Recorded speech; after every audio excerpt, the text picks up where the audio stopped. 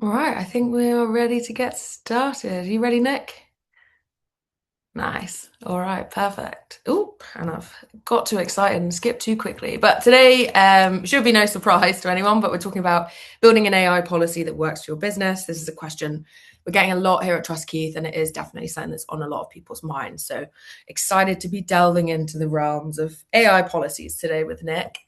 The agenda for the call is looking at why now is the time to do an AI policy. We're going to really walk you through the building blocks of a good policy, support with drafting policy and getting the approval processes right, and also kind of common pitfalls to avoid.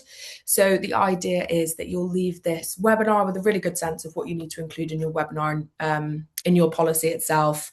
We'll be sending that through right after this webinar, so you can kind of start actioning that. And then we've had some questions that have been submitted already that we'll run through at the end. But if anyone has any questions as we're going through, please, as always, put them in the Q&A and we will make sure that we cover them in the Q&A section. Time for some quick intros. Nick, I'll hand over to you to do a quick intro from your side. Hi, thanks very much. My name's Nick, and I'm a data protection and AI advisor here at Trust Keith. I work across all sorts of different companies, ranging from startups to much larger firms. And one of my specialities is how to use AI in an ethical, safe, and responsible way within your business. Perfect. Thanks so much, Nick. And actually, another fun little fact about Nick, he is a co-owner of a microbrewery on the Bermondsey Beer Mile. So if anyone's ever around that area, you should check it out. We went and it was really good. Quick intro from me. I'm Lauren. I'm an account executive here at Trust Keith. So I spend a lot of my time talking to different businesses about their use of data protection, helping them to kind of navigate the data protection world and how Trust Keith can support them. And really, I'm here as kind of the host of this webinar rather than the in-depth expert. So I'm also really excited to be learning extra stuff today. To kick us off, the first thing we wanted to do is actually a quick poll, just to understand where everyone's coming from. So do you have an AI policy in place? Give you a second just to answer that. It's always good to kind of understand.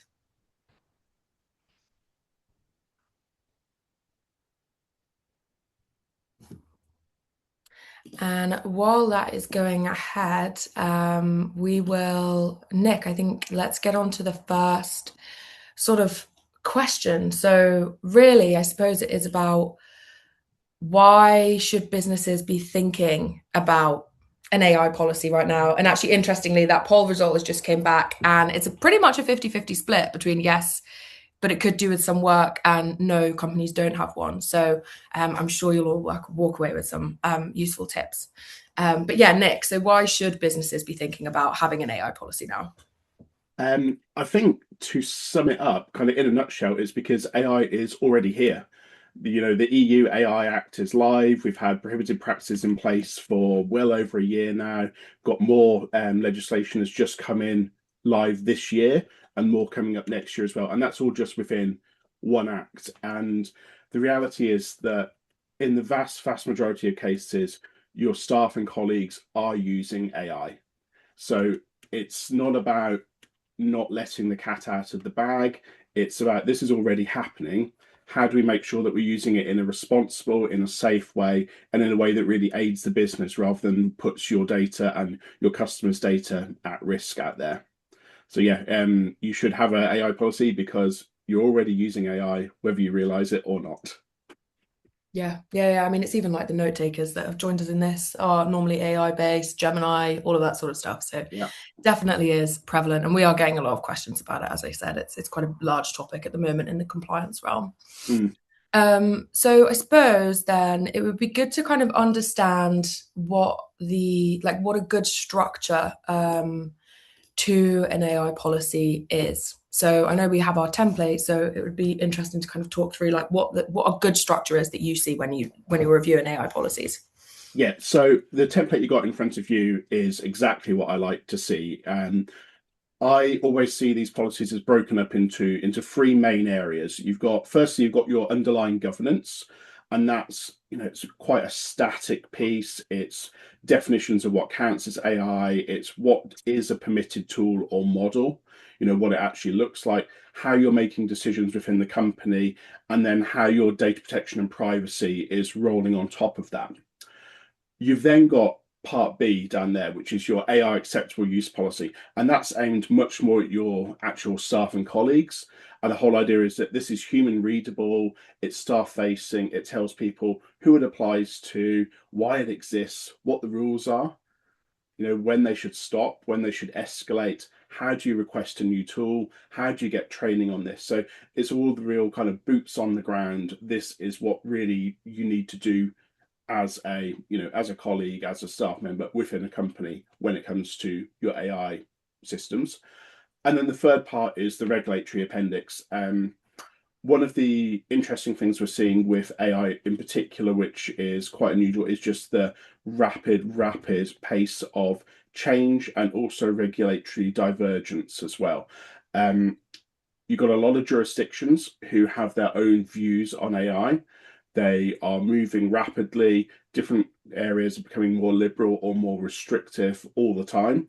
And because everything's changing so quickly, it doesn't make a lot of sense to try and put that into your governance or into your acceptable use policy.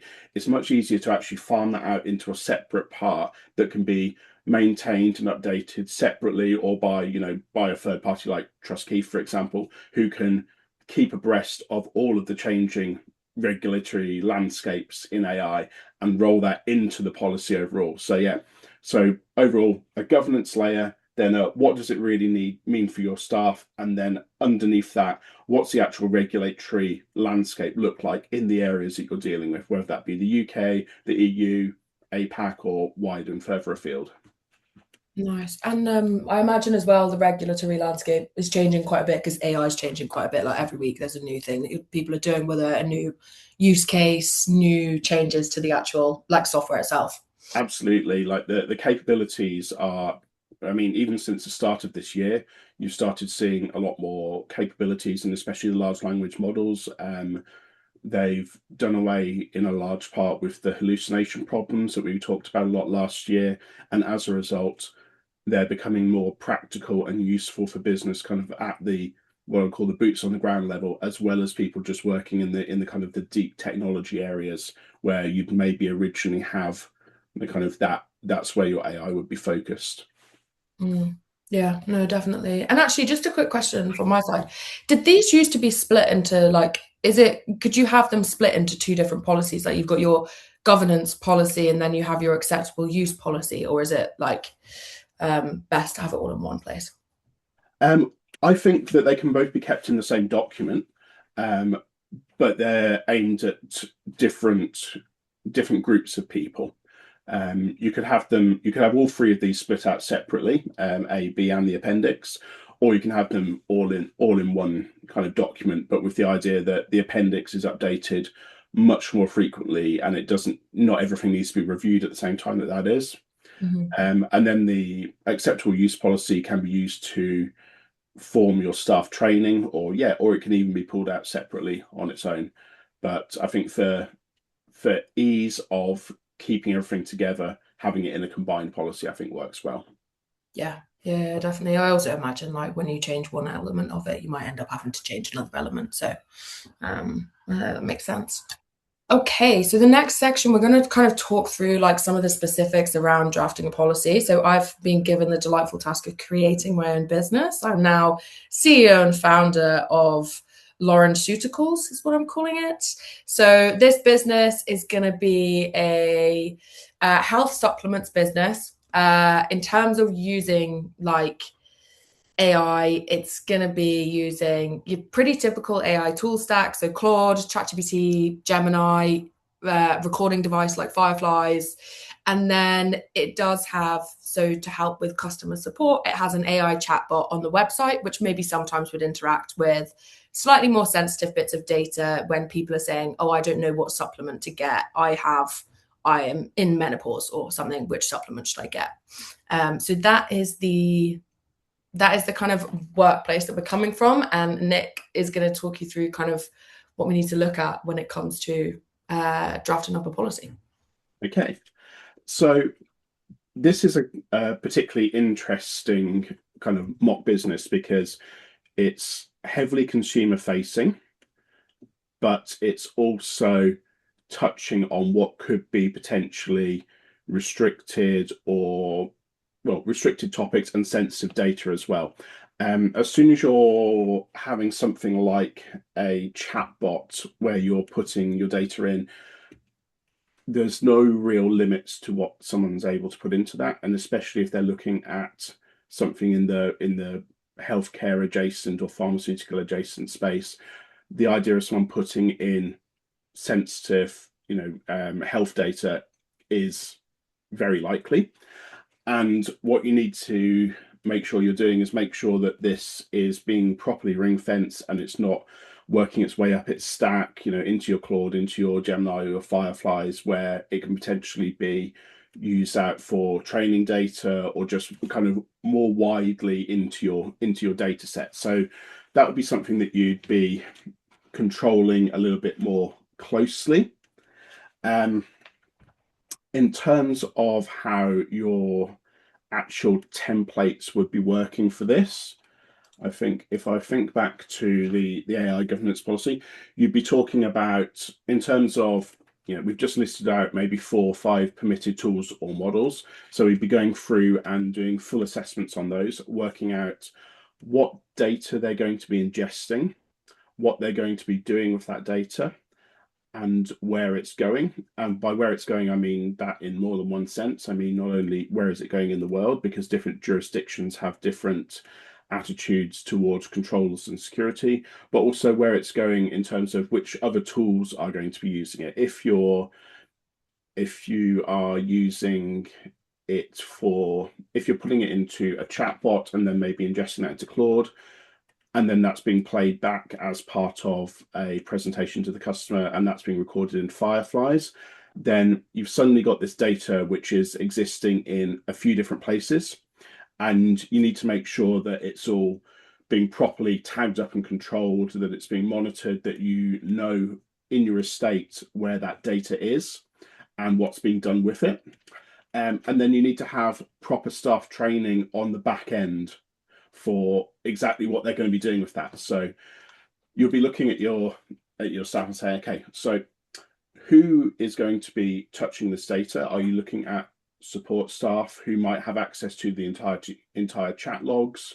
Or are you looking at your sales team who will get a truncated down version of that? And what are they doing with those tools? Are they using it to generate a suggested supplement regime for something? What are they doing if something doesn't look right in this? How are they identifying that something has not gone correctly with this data and with this use of AI? How are they flagging that up internally? Who's that going to?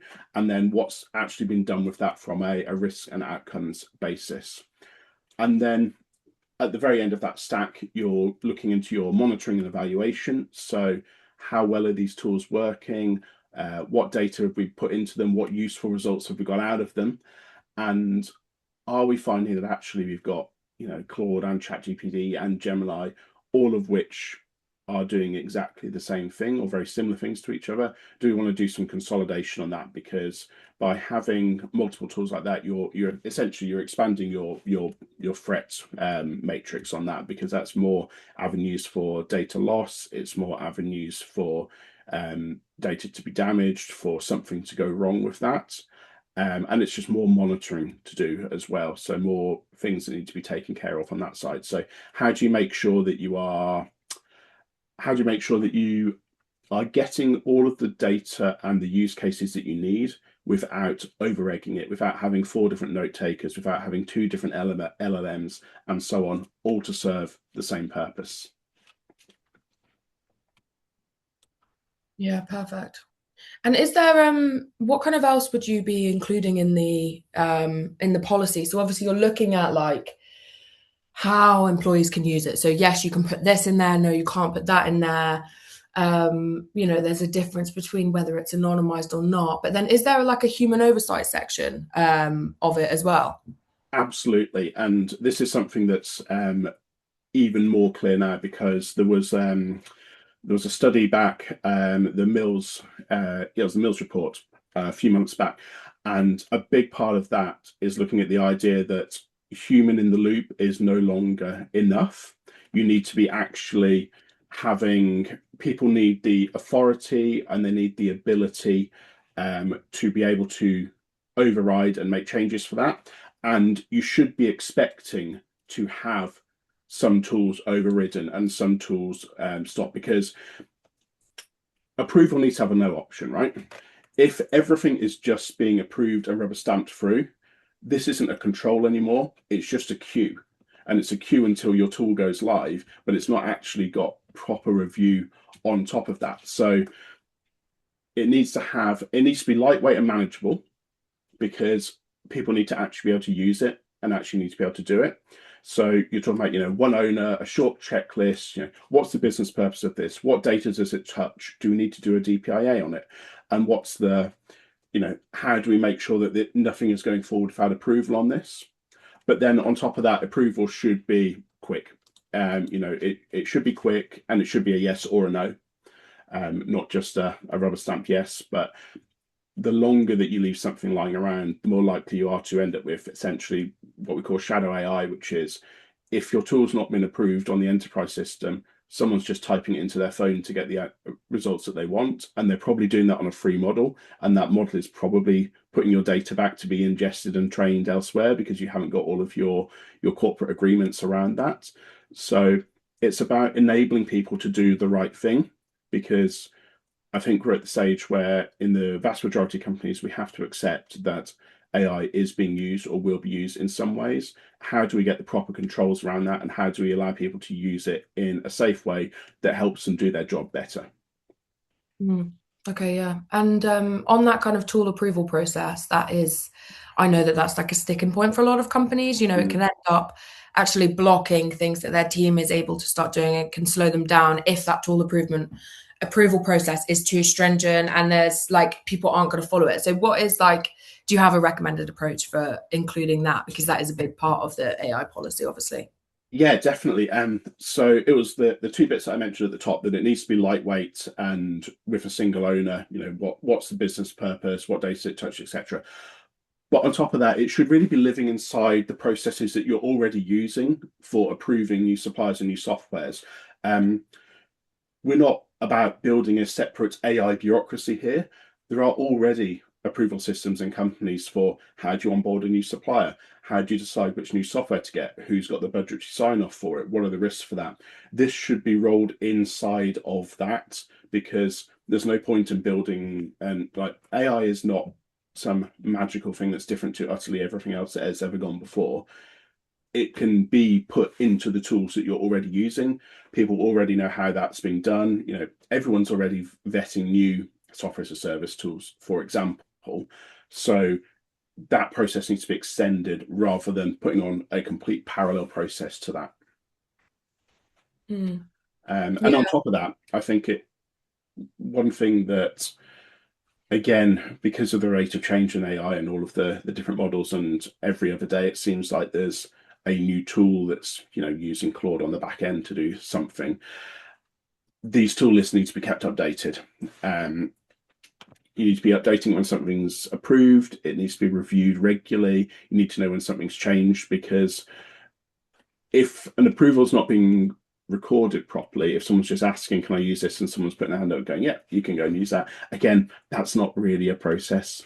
If you're Mm. not able to demonstrate it to your customers, to your stakeholders, to your regulators, or to potentially to your investors, it's not a process at all.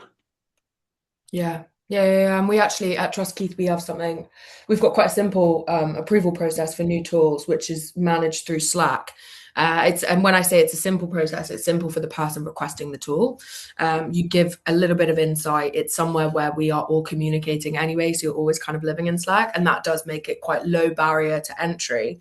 But on the piece that you were saying there, Nick, around knowing what tools your team is actually using, it's like a double-edged thing, because if you have too strict of a tool approval process, they'll just use it anyway. If you take a blanket ban on a lot of AI products, they'll find a way to use it anyway. And again, at Trust Keith, we do something where we have integrations into like single sign-on and stuff, so we can actually identify when teams are starting to use new tools and make sure that we're keeping that updated, which works really well. Yeah, you have to meet people where they are with this. These tools can be incredibly useful, so people are going to use them. So it's about giving people the ability to use them in a safe and controlled way, rather than just saying you can't use them, because if you can't, if you say that, they'll be using it on their phones. Mm. Yeah. And then the next section really that I wanted to talk about is what should businesses be doing on the training side? Because that was something you Yeah. mentioned when we were talking about like the building blocks of the policy. Training is an element of it. So what should that really look like? So that's an interesting one. In terms of the training, I think you need to split it out by what people actually need to know. You don't want one long generic session on, what is AI for everyone. It should be about what counts as AI and where the line is within your particular areas. So you're looking at a general overview of AI for maybe, I don't know, customer service, or anyone who's touching recruitment or candidate data, anywhere like that, with a much deeper dive. And then for other areas that might be not dealing with data that we'd see falling within the remits of the Data Protection Act, for example, it's a higher touch, no, a higher level, lower touch view on the training, because you want to be tying it to what people are actually using. Rather than doing abstract principles, it's all about here's what you don't put into ChatGPT, rather than a lecture on this is what confidentiality and data looks like in the abstract. It's like, okay, yes, great, but actually for my job, can I put this into a large language model or not? So it's about people understanding what they can put in and what they can't put in, and making sure that again, because everything's changing so rapidly, you need to make it easy to admit confusion. If someone doesn't quite understand a rule, you don't want them staying quiet. You want them asking, and you want them escalating. So again, a single point of contact that people can ask these questions off to say, what can I do with this data? Can I use this data? Or I've been sent this data set. Is it safe to use? Is much better than not saying anything. And then you'll find that some people might try it anyway, some people won't, but it doesn't get you closer to using AI in a safe and responsible way, which is what we're trying to do here. Um, Yeah. and the I imagine. last, mm, Oh, I was going to say on that point as well, as I imagine then it would link back almost directly to the acceptable use, like the list of use cases that so you write that up first and then yes, deliver the training on it. Because I imagine I think it was when we were talking about this before, Nick, we were talking about like the difference between putting a contract template into an AI system versus a like signed and completed contract is different, because one has personal data, one doesn't. And it's almost yes, like getting it to that sort of level. no, very much so.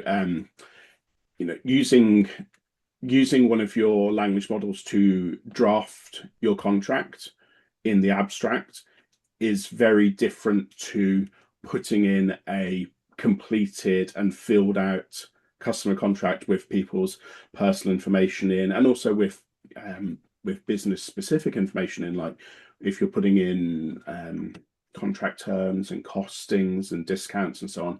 That's very different to using it as a first stage of drafting. Um, and that's maybe something that isn't immediately clear to someone at first. They might think, well, if I'm having a contract written or reviewed, why does it matter at what stage that's been done at? And it's, well, you have to think really about what information is being contained within that contract at the time. Mm, yeah. And you were mentioning a second part about the training as well before I jumped to Yeah, the question. yeah. This was just about your policies are going to change. As we talked about, maybe the government's part, not so much, but the acceptable use part, which tools are allowed, which are the cases that you can use these tools, and what data you can put in. Um, this isn't a one-off onboarding training exercise. I think that there's a phrase which is that one-off training doesn't survive contact with a changing policy.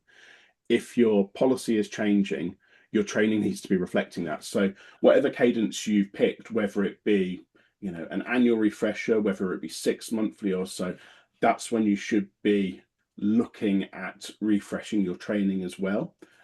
Even if, it might not be a full suite of training every 6 months, but some refresher training on the parts of your policy that have changed is really useful for that, to make sure that people's knowledge is up to date. I think also people get you always see like a look of dread come into their eyes when we talk about like data protection training or security training, because it is historically very dry and dull. And actually, what I would say is like it doesn't need to be. You can present it in a way that is engaging. And I think to Nick's point on, don't make it abstract, make it specific to the teams, make it specific to the roles. Does just make it more interesting. And it doesn't always need to be this like massively intensive training course, like you said, Nick. It can be kind of short updates on the policies updated to this is what it actually means for you. And I think tying it back, something that our DPOs like that we do in our training is tying it back to like why it's important, like try and make sure that people understand like actually this is what makes it important. So like we have a phrase at Trust Keith, data protection is people protection, and you draw it back to that, and it kind of helps to make people understand actually why they should be engaging with training.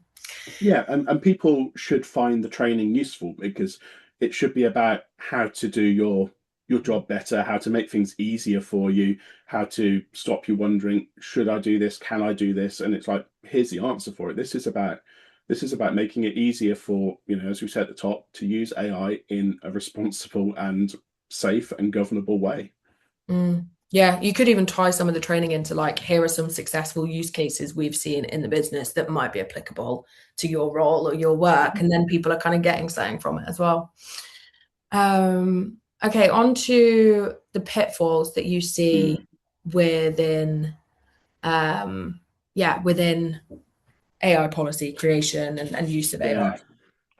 So these kind of come into a couple of buckets.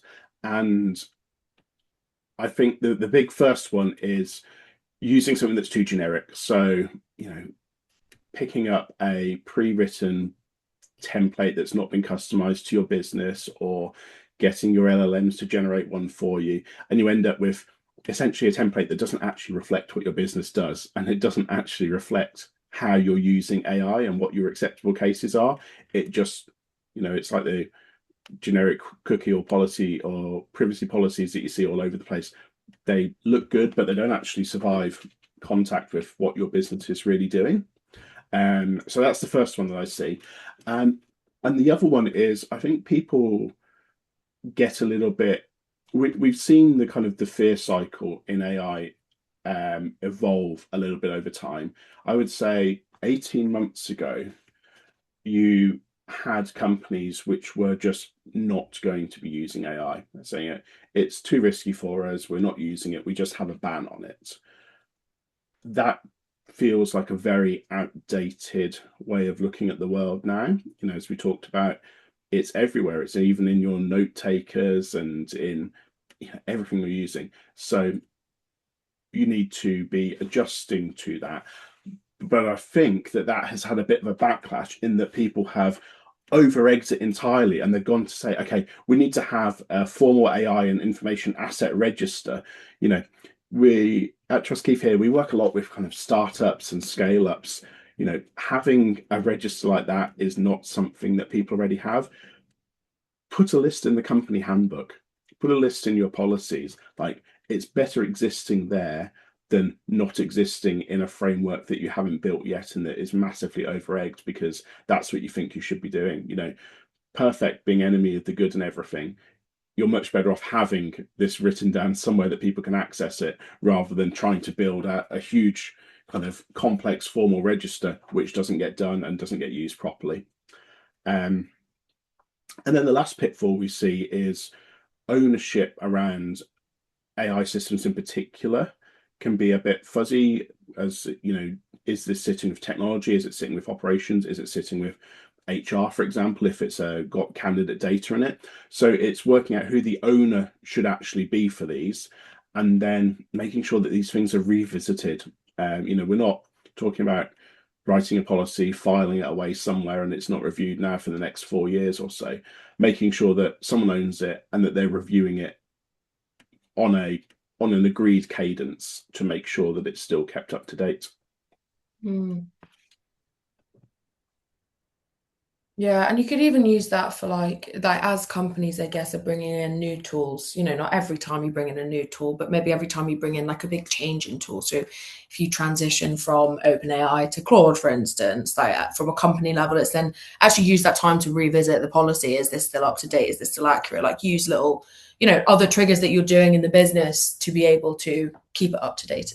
Yeah, if you're switching your note takers from one to another, then just have a look at those sections of the policy and make sure that they're still up to date, because there's a good chance that as you're switching from, I don't know, fireflies to something else, in the time since you initially looked at the tools and picked fireflies and now the one that you're going with instead, there's probably new capabilities in there. There's probably new things that are being done with the data, and it's making sure that you're keeping up to date on those, and that can be a good opportunity to do that. So rather than saying this needs a full refresh, it's let's look at a refresh when we look at moving tools, for Mm. example.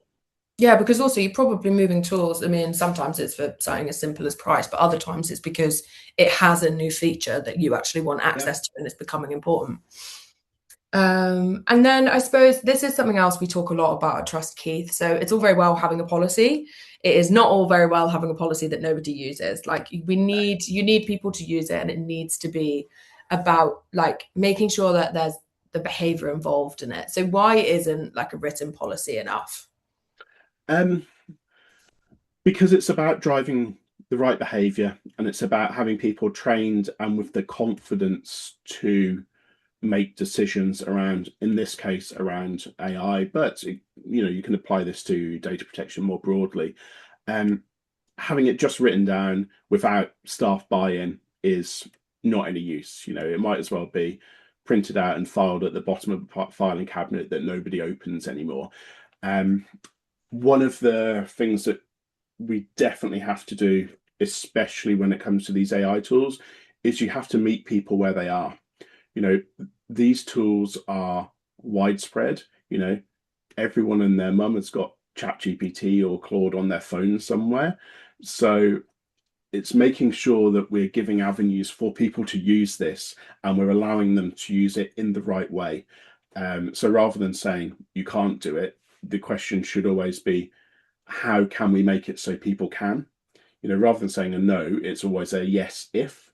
Yes, if we get these correct policies and use cases in place. Yes, if we make sure that we spring for the enterprise version rather than the free personal version, which is sending your data back out to the US. Yes, if. It's all about making it easy for people to do the right thing. As I've alluded to a few times, people are going to be using these tools, and let's make it easy for them to do it in a safe, in a responsible way, in a way that doesn't put our customers and our colleagues' data at risk. Yeah, yeah, definitely.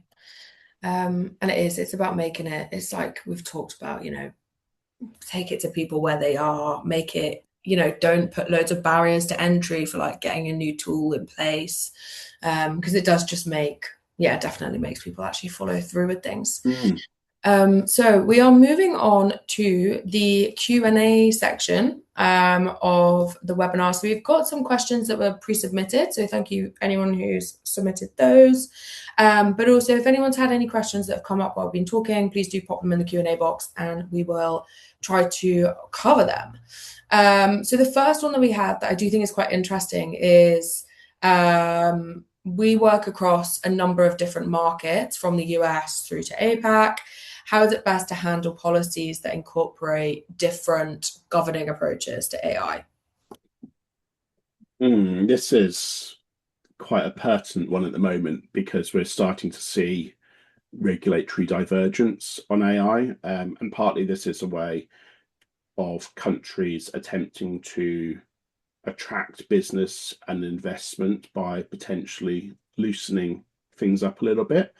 Um, I think if we go back to that overview that we have of the AI policy governance framework, and then the acceptable use, and then the annexes, I think if you use the policy and the acceptable use to set a strictest sensible baseline. So this is, active human review, not just human in the loop, no unapproved tool use, controls over personal data, and then use the jurisdictional annexes at the end, which can either confirm that the baseline meets the local law, or flags where you need to have something stricter still.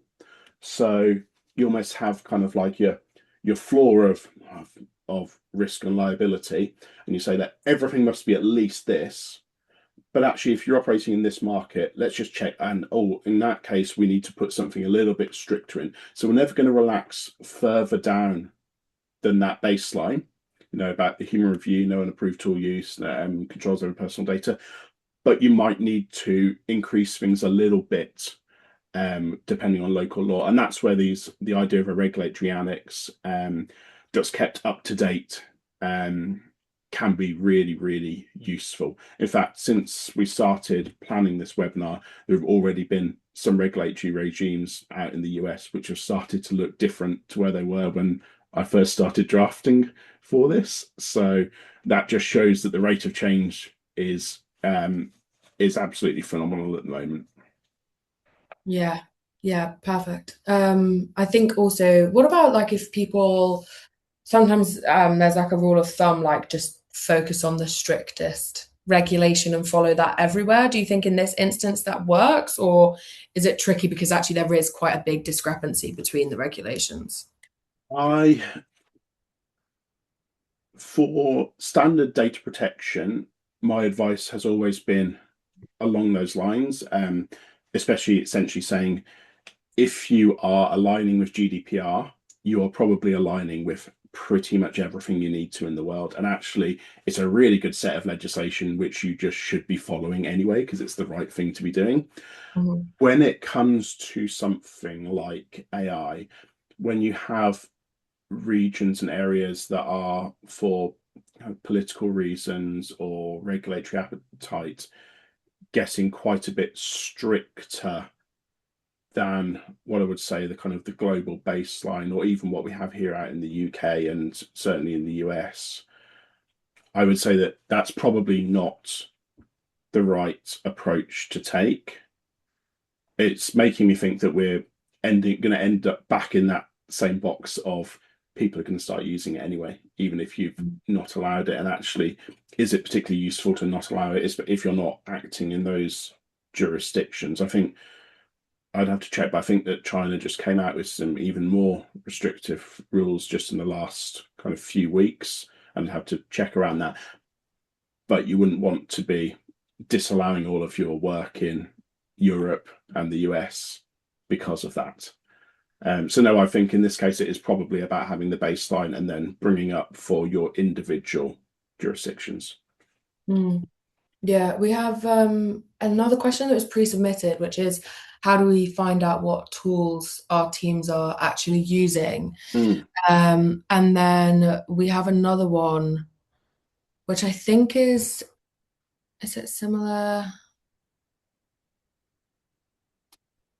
How do you balance governing people's use so it's not just a free for all and meeting them where they are? But that might be slightly different. So we'll do the how do we find out what tools teams are actually using first, and then we'll chat about that one that's come to mind. So I think that this is actually one of the things that the TrustKeith platform allows you to do. You can perform a discovery scan and see where your company emails are being used to log into tools, and see what tools are being used across your estate. It won't cover off anything on personal advices. That needs to be done by, all of this is all based around the idea of you need to have proper buy-in from your staff and colleagues. And part of that can take the shape of what tools are you using? And this isn't because we want to ban them. This is because we want to work out what people are using and see what ones we can bring into the estate. If you're using a particularly cool image generation model to help you in your marketing work, you know, that could be really useful to people elsewhere in the business. So let's look at bringing that in, buying it in properly, getting people training on it and working out how to use it safely. So that kind of thing can be done out by a survey as well. But ultimately, yeah, data discovery tool, your TrustQ's data discovery tool, kind of to scan out the infrastructure is a really good way of getting a big list of tools that are in use. Perfect. And then one of the questions that's come through on the Q&A is, how do you balance governing people's use and meeting them where they are? Policy is good, training is good, but do you suggest we monitor people's uses too, like including their private agents? This person's just trying to find a way to make the policy like not just a tick box exercise, which I guess is the challenge when it comes to these sorts of policies, is making people kind of follow them. Yeah, right, let's have a look at that one.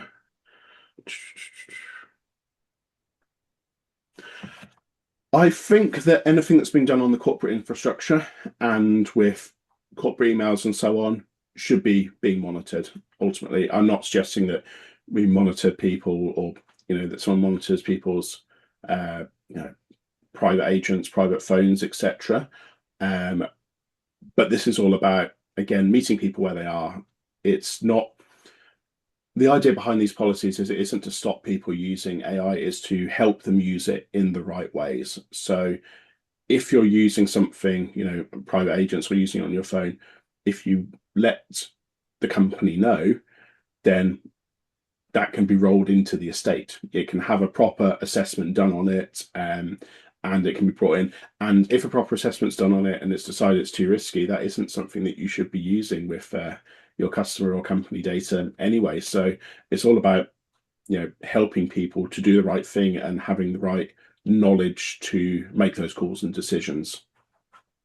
Yeah, I think also something as simple as just explaining like why you're doing it, why you've rolled it out, why it's important to the business, like is actually quite impactful. Like people aren't generally, on the whole, they're not out to kind of do the wrong thing necessarily. I think it's sometimes about explaining, you know, why it's important, but also asking people what other tools they're using. Is there any tools that they feel that they need? Like, kind of doing it as a balancing act as well.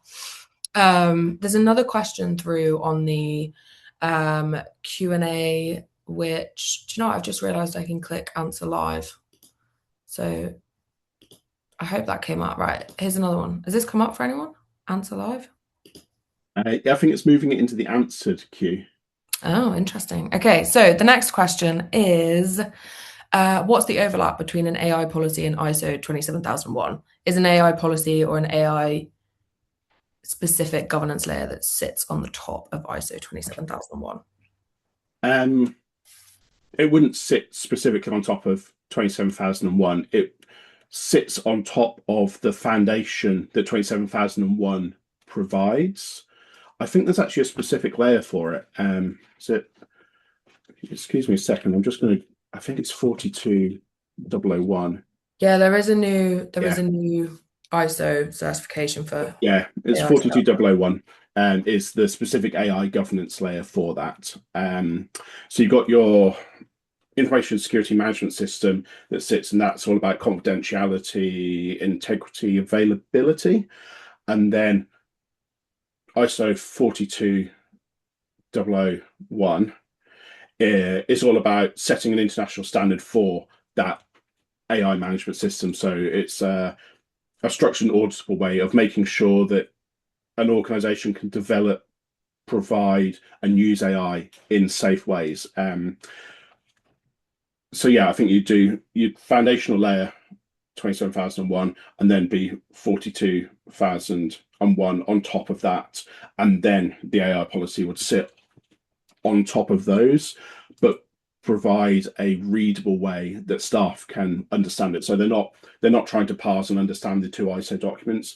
They're trying to understand the AI policy, which sits on top of the ISO AI document, which sits on top of 27001.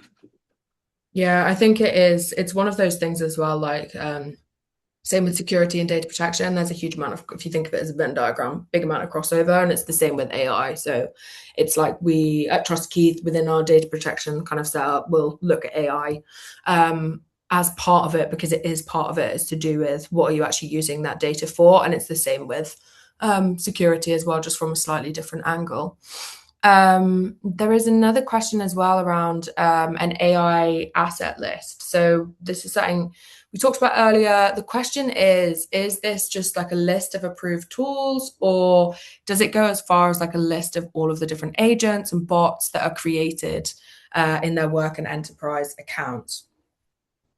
So I'm assuming this was the list that I was saying isn't needed, the big formal information asset register. Um, unless, yeah, well, so earlier I was saying that I don't think a formal information asset register is needed for the kind of the list of the types of companies that we're talking about here, especially in the scale up space. Getting something out there is much more important. At scale and to kind of really operationalize this, yes, the asset list should cover not only the tools, but also what those tools are doing within them. So you might not need a list of all of the agents that are running there, but you should have the tools and then the outputs that the purposes and the outputs that those tools are doing, which will be covered off by the agents and the bots. But I don't personally see a need for listing out every single agent and bot created within those. It'd be more, we are using, for instance, Claude, and these are the use cases we are using it for, some of which will have agents and bots that we built, but I wouldn't suggest listing those out as a first step anyway. I guess that's the kind of thing if you've got the time and the capacity to kind of really belt and braces neaten everything up, sure, but I wouldn't think that that's necessary a first step or even a first flush from there. Yeah, I think also if you've given, your team permission to do certain things with like put certain data in like Claude Cowork, for instance, then and they're kind of falling within that, like they're going to be making new agents. Like some people are going to be like, oh, tell me what's coming up in my day today, like from their calendar. And then someone else is going to be like, prep me for these meetings, all of that stuff. And if you were trying to add them all in, I feel like you'd almost be constantly updating your policy with every single thing that Mm. that people are doing. Um, This next question on the webinar Q&A is with corporate accounts where data is contained within the space, such as Copilot within Microsoft Tenant, what is your opinion and guidance on potential PII, such as it analyzing a document that may contain email addresses, for instance? So this is things that have been kept within the boundary, essentially. So it wouldn't be shared out. So this doesn't stop your information from, no. So this is about not information that isn't going to be leaving the boundary, I think, is what it's saying. Yeah, okay, right. Yeah. In this case, you're really just looking at surfacing information that can already be reached by the customer, by the user. If you're analyzing it already and you're picking up instant or PII, such as email address and document, that should already be, that's fairly low risk, and that the use of that kind of data should be covered in your policies and rules anyway. So I wouldn't be particularly concerned about doing that because it's all internal. And if you've already documented your use of that PII, then I don't think the exact tool that you're using it on should be restricted on that. You'd want to make sure that in your DPIAs and your DPAs for etc. For example, for Copilot, you cover the fact that it can touch those types of data, but it's really just surfacing data that already exists within the space, and it's not looking to share it out from there. So yeah, I wouldn't be particularly concerned about that. You're really looking at covering off what's being done with that data. So is that being used to, I don't know, to profile people or to conduct some analysis rather than just surfacing an email address that's already within a document? Perfect. Thank you, Nick. And then another question that we've had through in advance is whether you need a different policy for when like for developers who are creating or building their own AI products within your company versus, like a salesperson using it to help with their work. No. Ultimately, that should all be covered in when we talk about the acceptable use policy, and who that applies to, different sections for different people. And again, this is as we talked further up about um, training and making things applicable to people's job in particular, rather than kind of broad brush strokes. Um, I think that that's where that comes in important. That's where that becomes important. It doesn't need to be a different policy, a section within the acceptable use policy for different teams and what they're doing with it. Great, but ultimately, all the principles are the same. Yeah, all the principles are the same. Just quickly scanning through the list of the contents there, and there's nothing there that I would see that would have to be separate. Mm. And then a kind of final question before we get into wrap up is um, again came through ahead of the webinar, which is there's a balance between risk and reality of implementation. I've seen a lot of debates about integrating systems like Google Drive or Gmail with tools like Claude. The reality is that if we don't give access via the tool, people will be downloading and uploading it anyway. Mhm. So how do we balance the tension between being prudent and then being realistic that people are likely to just find a way around it? Well, yeah, I mean, this is exactly what we've been talking about throughout. It's all about meeting people where they are. Um, it's all about accepting that AI is a really useful accelerator for people's roles, and how do we make sure that they can do that in the proper way? So it's about education, it's about scoped access, so making sure that people understand what's safe to put into Claude and Gmail and so on, and what isn't, and making sure that you have a fast approval or denial process, because there's no use keeping people hanging on for a month and a half while they wait for it to filter through, an approval process and the risk committee or so on. It needs to be quite quick. So education, scoped access, fast approvals, and in the background, monitoring for shadow use. So, things like the data discovery tool that will surface tools that people are using so they can be approved, so the right guardrails and frameworks can be put in place so people can use the tools that they want to use to do their job. Yeah, definitely. I think also quite a lot of those tools like Claude and stuff, they have, like company-wide permissions. So it will always ask permission to review a certain thing or to look at a certain thing, which again can just like help add another layer of like, is it fine for this tool to look at this particular Yeah, email? that's the scoped access area. So making sure that the tool has access to the areas it needs and not to the areas that it doesn't. Hmm. Yeah, yeah, and think about that, I guess, within your broader like access control policy, etc. Anyway, you are all invited to actually book a one-on-one AI policy review with us, kind of at the culmination of this webinar. So we'll be sending you out our template. I know around 50% of people said they have a policy already, but they weren't sure if it was kind of good enough. So do feel free to scan the QR code there and just book in a quick call where we'll kind of run through what questions you have about your specific policy, and we can kind of look at that in a little bit more detail as well.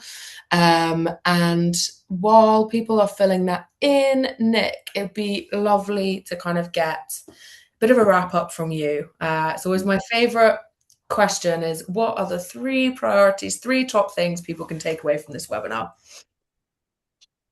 What are the three things that you can do? Okay. I think regardless of company size, the three things you can do this week is find out what tools your team are actually using, not just what's been officially sanctioned, but what they're actually using. Write down acceptable rules, even on a very informal basis of kind of like, this is roughly what's acceptable, this is what's not acceptable. And then name one person in your organization who can be the person that people can ask. So say, can I use this tool? Can I put this data in here? So someone who can actually put their hand up and say, I'm up for being asked when people have these questions. So yeah, find out what people are using, write down your acceptable use tool, acceptable use rules, and name one person who can own the I'm up for being asked these questions. And that can all be, you can do that in a week. Nice. Yeah, you can. You can. Use a poll. Everyone loves a poll. Give people a little sticker if they fill it in, gamify it. And then best of luck to everybody who puts their hands up and says, yeah, I can be the AI question person. Just to wrap up, so we're offering the template like policy review, and the AI policy template will be sent out after this webinar. It's actually been updated recently. So if you've previously seen kind of our previous iteration of it, it's a brand new one, a little bit more in depth. And as always, if anybody has any data protection questions or issues or security questions or issues, please do get in touch. We are always more than happy to help. And if you have any feedback as well, please do share it, whether it be good or bad. But obviously the good feedback makes me feel really good. So I would love to hear any good feedback that you have. But thanks so much, Nick, for chatting with me today. Really, really useful chat. I hope everyone found it useful. And thanks everyone for your questions as well throughout the webinar. Thank you, Lauren. Thank you, everyone, for joining. Perfect. All right. Bye, everyone.